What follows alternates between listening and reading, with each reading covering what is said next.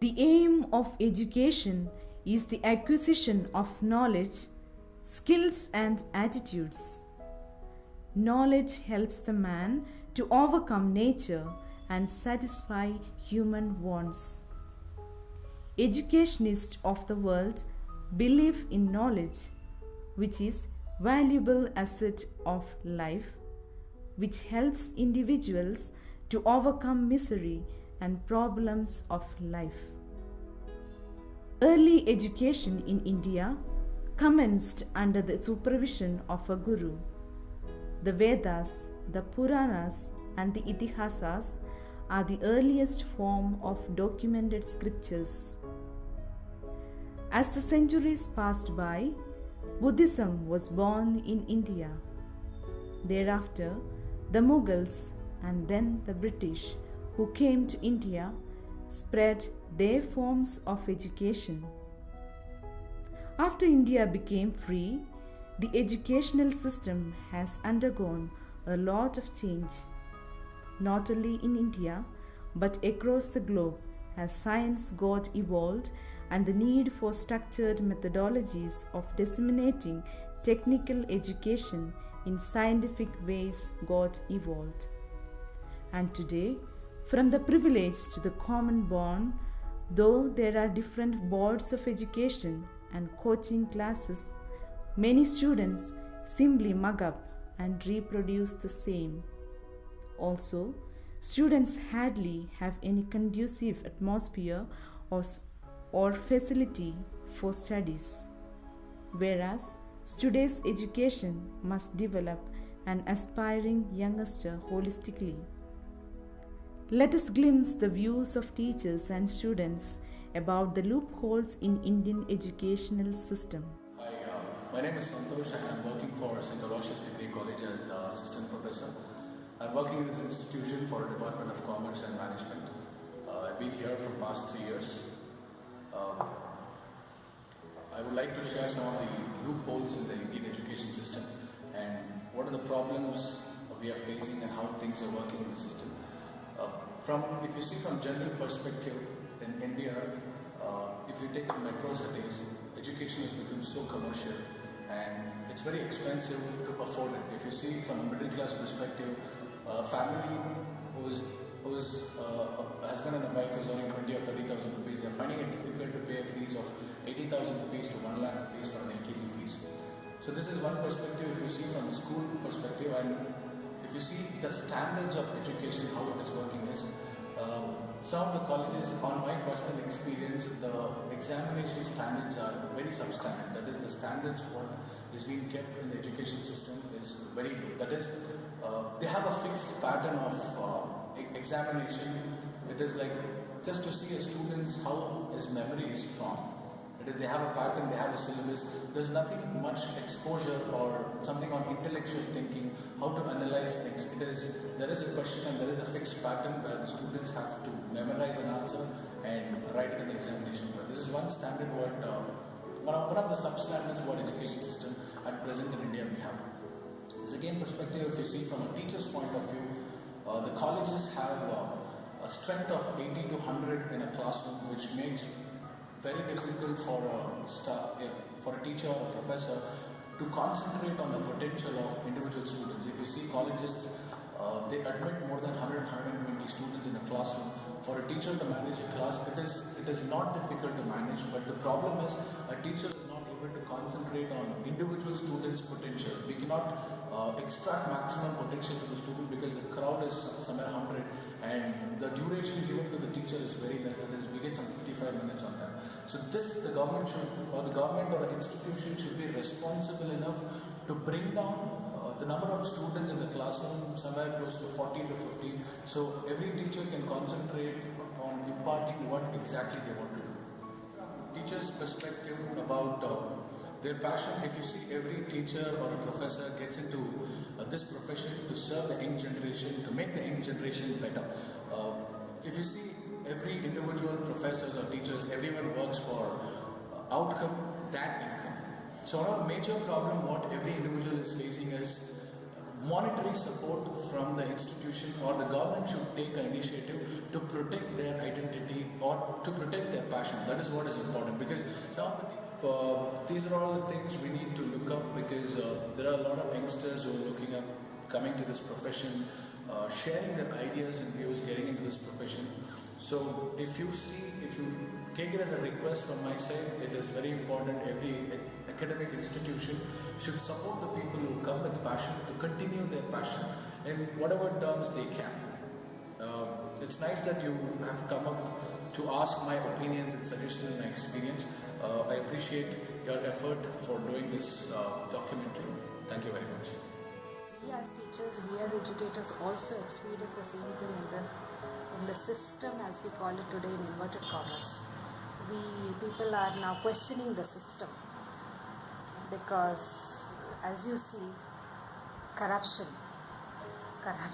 is also beginning with the education system. Departments, all the departments for that matter, I don't know whether I should say this, but everywhere without corruption things are not moving, as when it comes to bribe or things like that. So we teach our children honesty, sincerity, authenticity, faithfulness, commitment, loyalty. But when we see the things contrary outside, we begin to reflect and see whether we are really doing justice in our educational systems, whether we are really teaching, or at the most we can say, when we see the system today so corrupt, we can only say we are preparing children for this kind of a society.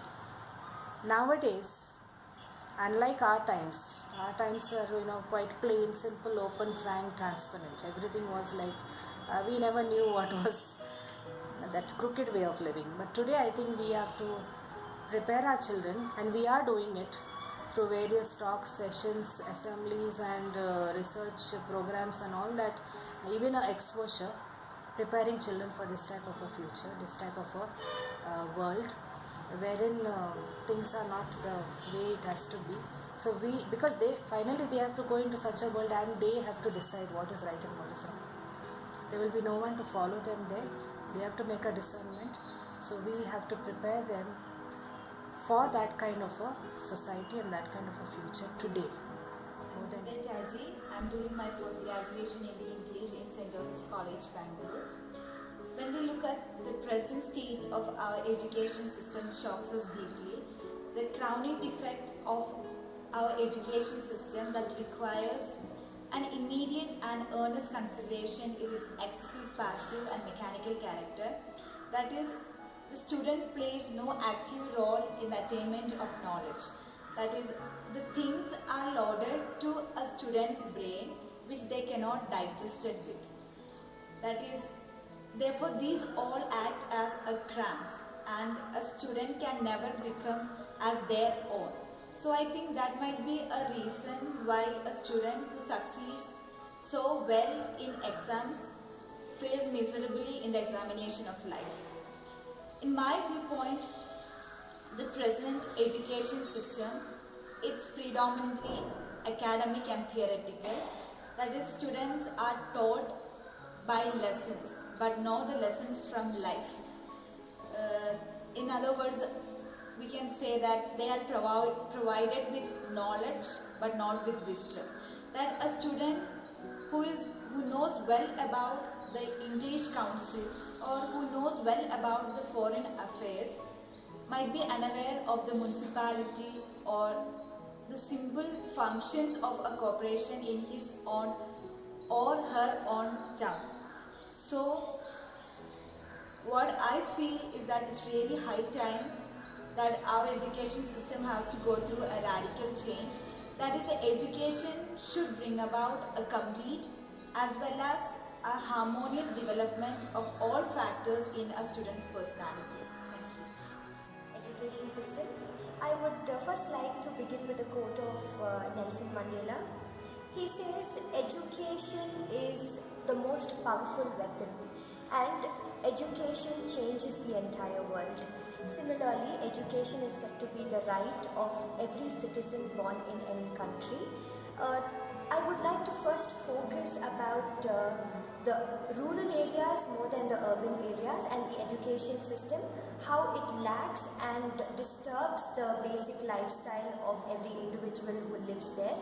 Now, if you see as per the statistics, 70% of the country's population lives in the rural areas, and there are 6,38,000 villages. And in these villages, when students go there to schools or colleges to study, they don't have the basic infrastructure facilities like the toilets, the basic things, the toilets and the drinking water. So what happens, due to this reason, there are a lot of girl children who discontinue their education because they lack certain facilities like this. And there was an act which was proposed in the year 2009 that is called as RTE, Right to Education. Every child who is between the age group of 6 to 14 should be educated. But even after certain law which was implemented like this, I don't think we are still meeting its needs, because another survey says that 60% of the schools which are existing in these villages do not have playgrounds, 30% do not have toilets, and 780 government schools are there across 18 states in the Indian country. So basically, if you see, the private sectors are focusing less towards these organizational features of schools and colleges, because the entire burden has gone to the government sector. So I think that happens to be a very big loophole. Instead of blaming somebody that they are not doing it, every sector in our democratic country should take up the initiative and educate a child. I'm Sister Mother, studying my MCA in Christian College. Today I would like to share my views about the loopholes in Indian education system. Education in India is changing rapidly over the years. What we as young students have studied in the years gone by is no longer the same scenario now. Modernization and commercialization has brought in a lot of advancement in the education system. In the same way, we see that this in turn has brought a lot of pressure on young minds.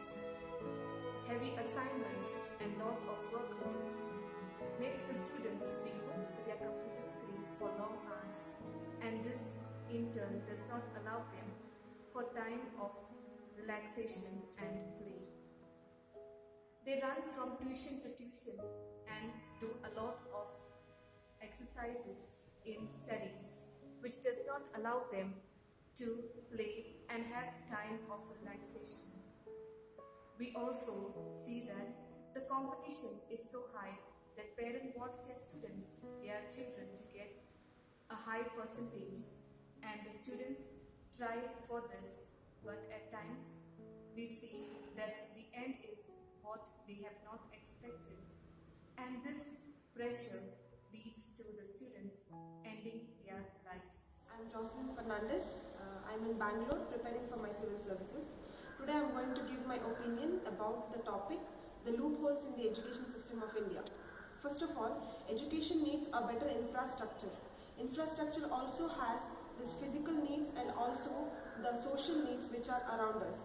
Socially, infrastructure needs good teachers, lecturers, which we India as a whole I feel lack into. And also the infrastructure like buildings, toilets are also a real loophole in the education system. Because of this, many people, many girls especially, because of lack of toilets, they don't opt for education just because they can't go answer their special needs in the schools. Second thing, education in India is only become a marks centric, that is your certificate centric. It is not become what you carry on to your near future, but it's just become like how many marks do you get in this SEM? Do I clear this exam or no? That is the main and mere motto of education in India today, I feel. Thirdly, today if I speak to any of the student who is doing science, if I ask their opinion, and if they ask their opinion about humanities subjects such as arts and commerce, they keep a very mere opinion about it. Like in people don't want to opt their students for rather arts or also commerce. They only want their students to go forward for science, only science streams. And this is a major loophole in India because our society is science centric, I can feel. And because of this, many engineers have have come up, they have taken their career as engineers, but today they lack in their jobs. And also, we don't have any other streams to feed. Like if we go for humanities subject or even for commerce subject, there are so many subjects to opt for, so careers in that, especially like preparing for civil services, which is not known to many of the people today. Preparing for CA, which is little bit known to the people, but they leave because it's very tough and it's not worthy of it. So loopholes in India for the education, I can feel that it is merely of infrastructure, mark-centric and also science-centric. Thank you. If India is willing to be called developed in a truly democratic manner, it should work on the aspect of educational system. Within this system, the focus should be on the basic facilities in education and equal education to all, the rich and the poor alike. Indian education should bring about a complete and harmonious development of all factors in a student personality.